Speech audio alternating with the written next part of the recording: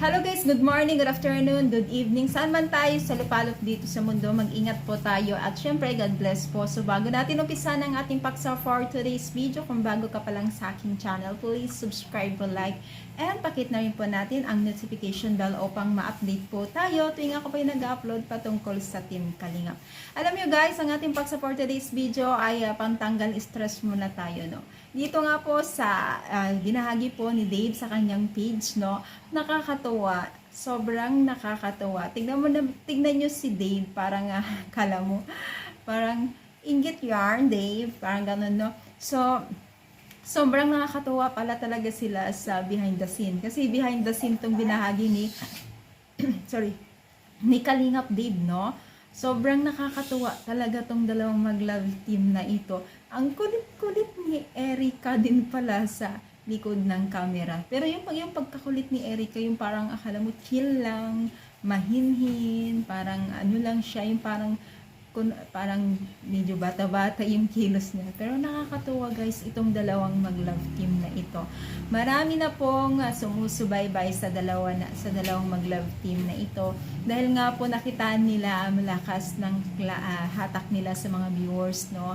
At nakitaan naman po natin kung paano or gaano kaganda yung pag-handle nila para sa kapakanan nila at para mapasaya nila ay mga viewers, no?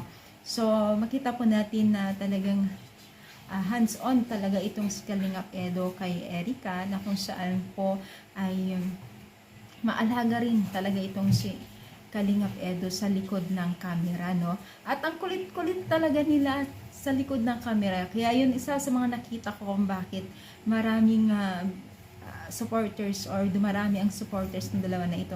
Dahil sa sobrang chill nila, makulit, nagkukulitan, tapos napakasimple lang nilang kumilos. Pero kung tititigan natin, talagang nakakainganyo sila, no? Kaya hindi natin talaga maka-question kung bakit dumarami ang taga-supporters ng dalawa. Sana nga sila na someday kasi, di ba, bagay naman sila at nasa tamang edad na sila at alam na nila ang tama at hindi, kasi hindi na sila minor de edad, no?